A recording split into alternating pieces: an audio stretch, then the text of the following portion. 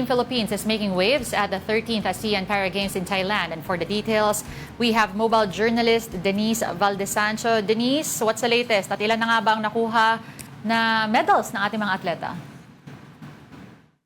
Good afternoon, Lord Denise. We're here at the Bong Chavalotco University in Nakhon Ratchasima. The competitions in para-archery have just wrapped up. In the men's doubles recurve open, Vietnam secured the bronze medal. And as of this report, we're still waiting for the official score from the competition. But earlier today, the Philippines took 2 gold medals. We have 1 in para-table tennis from Lei Marie Manginsay, who delivered a strong performance to win gold in the women's singles PP9 after defeating Indonesia in 5 sets, 11-9, 11-9, 6-11, 9-11, and 11-2.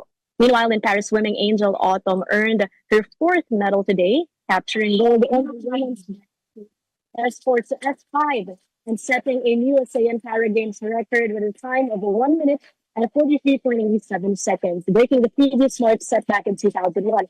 And she has another gold in the women's 200-meter freestyle S5 after clocking 3 minutes 44 seconds, 44.49 seconds.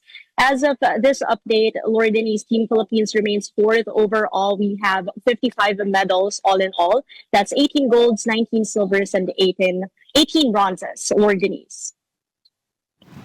Okay, Denise, ano pa yung mga dapat abangan sa mga susunod na araw ulit? Pag-recap lang ulit ako. And hanggang kailan nga ba itong Para Games?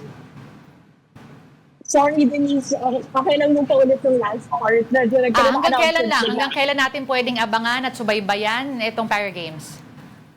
Okay, for the Para Games, 26 yung closing. So hanggang 25th lang lahat ng games. That's until Sunday only.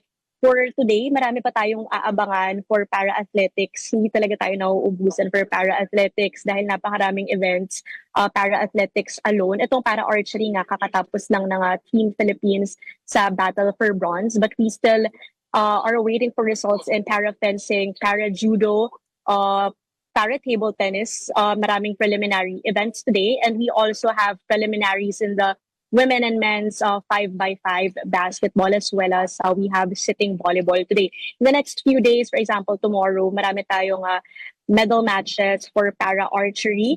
And of course, sa Sunday, dito na babagsak yung mga team events. For example, na yung basketball and sitting volleyball. So, sobrang dami pa. At medyo naiipon pa siya over the weekend. But by Monday, Denise, ay closing ceremonies pa. All right, thank you very much. Mobile journalist Denise Valdesancho.